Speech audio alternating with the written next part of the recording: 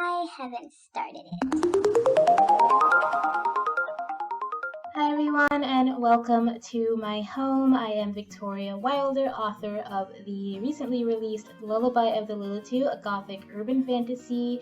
Go check that out. You can find it on Amazon.com. You can find it on my website at vwilderathome.com, and you can also find it at pretty much any online bookstore, including Barnes & Noble online. So go get your copy because we are going to be talking about it in this video. So today I want to talk about writing the sequel to Lullaby of the Lilitu.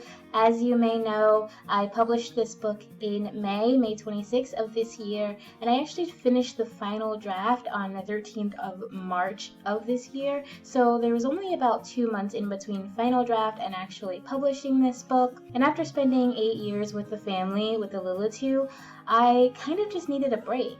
I haven't actually started writing the second book, but I have been writing a lot of nonfiction stuff, especially my blog and working on my online course. I've also had way more time to read lately, and I have read more books this year than, since publishing Lilitu, than I think I've read in years, in just a while. And it's been really good. It just feels so nice to be sitting up in the night and reading a book in my bed and not having to really think so much about my own books. But I have been plotting Scourge of the Lilitu. I've been struggling a little bit because this wasn't originally meant to be a series. I really always just planned to write the one book and then move on to other stories. But there's just so much lore, and there's so much background, and there's just so much there, so many characters and so much history, and it just felt like it would be a real disservice if I didn't spend a little bit more time in this world. But plotting Scourge of the Lilitu has been very hard. I mean, writing Lullaby of the Lilitu was super hard, and this isn't any easier just because it's in the same world. It's also really exciting. In Scourge of the Lilitu, we have new characters. Some of them are new even to me. Some I have known and been working with since before I ever wrote one word of Lullaby of the Lilitu. So I'm really, really excited to bring more of these characters together and bring them out to my readers. We're also going to be in some new locations. Lullaby of the Lilitu, if you don't know, is set in the UK. It's about, most of it I think is about an hour outside of London, and then there are also big chunks within London and around the suburbs of London, but it's mostly in that place. They do spend a little bit of time in France, but they don't really go too far out of that circle. So in Scourge of the Lilitu, I am looking at a couple of different locations, but I haven't really settled on one that speaks to me. I've thought about places like Peru. I've thought about Scotland. Scotland was the last one I settled on. I thought about even the United States and putting them in Seattle, but as of this moment, I still haven't fully decided where I want the bulk of the action to take place. I think that's been a big reason I've been struggling with finishing the plot, is because a lot of what happens is moving through the environment, and so I kind of need to know what the environment is. But either way, we're going to have some new exciting locations, and we're also going to get a whole bunch more lore about the Lilitu, and I'm really excited. We're getting way into the mythology of the Lilitu, and this is stuff that I've been sitting on for so long and that I wasn't able to put in this book for obvious reasons. It just didn't fit into the story. Now there's a place for it, and there's a way to show that, and so that's going to be really fun. It's going to be really fun for me to hear those responses from readers. I really, really love hearing from my readers. I don't know, it just feels so good. I bet every author loves it. I can't imagine an author who doesn't. If readers love your story, if they love your book and they're saying these really cool things about it, it's just an amazing feeling. And so far, no one has given me a bad review. No one has told me they don't like the book. There's one scene that people have told me they weren't crazy about, a few people, but for the most part, I've been getting such good feedback for this book, and I am so excited for those people who've read the first book to see what's coming. And I really there's also a lot of pressure there because I really want them to like it. I really want them to feel just as good about this book as they do about Lullaby of the Lilitu. In Lullaby of the Lilitu, Rio was basically just trying to figure out what it meant to be Lilitu for her. It was very much on a personal scale. There were bigger things happening around her, but her focus was pretty inward. It was really just about what does it mean to be who I am.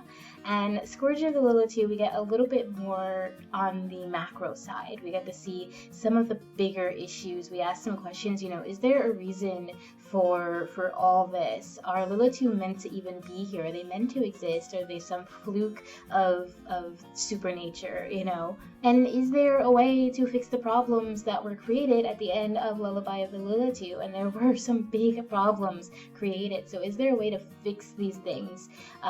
What are we going to do, So there are all these questions that I have to answer. And while I'm answering them, I have to put forth a good plot and good characters and a good setting and like all this stuff that's really, really important to me when I'm reading a book. I have to try to get these answers out and also create an immersive and enjoyable world. Yeah, it's not easy. It's not easy at all. It's a pretty difficult task, but writers are crazy and we love this task. As hard as it is, as much of a struggle as it's been, and it has been. There have been some real head-on-desk moments for me with just trying to plot out this book and some just hours of staring at my outline and being like, okay, I don't know what comes next. I don't know what to do. And then there are these we live for the flashes. I live for the flashes. There are these moments where it's like my fingers are moving, there are words coming out,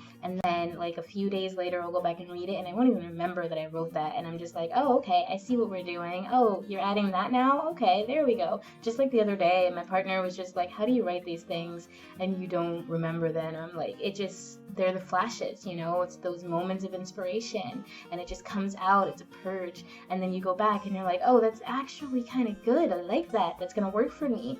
And I've had a couple of those moments, but also, like I said, it's really, really hard. But I'm so curious, I'm so excited to see where my characters are going, what's gonna happen. How are they going to get out of the problems that they've put themselves into, or the new problems that they're creating? How are they going to heal the wounds that were created in the first book? Where are they going to end up? What's going to happen, and how is the world that they live in? How is that going to change? There are just so many things that I'm very curious about, and because I'm curious about them, I know that I'm on the right track. I know that this is a good sign for this book, even though this wasn't a planned work. This wasn't something that just kind of sparked in my head like Lullaby did, like Diva did. This is something I've had to like sit down and piece out and create from a very different source than I did with this one and with Diva. This is something a lot more, I don't know how to explain it. It's like putting blocks together a lot more than it is just kind of what I felt like with Lullaby. Was I was just kind of taking messages and typing them out. It was just like, this is my inspiration, I have it, and I'm very lucky that I had that experience. But this hard part, this having those moments of inspiration happens, but it's not nearly, I think, as powerful as it was with Diva and with this. But I'm still so excited for this story, so I think I'm still on the right track. I think it's gonna be okay. Alright, that is all I have for you. Thank you so much for being here. Please remember to like and subscribe and, click that bell so that you can get notifications whenever there is a new video. Thank you always for being here. Check out the links in the description if you want some free bullet journal spreads. That's how I keep myself organized. Bullet journaling it's a life changer, so go check that out. I will see you next time. Thanks so much. Bye.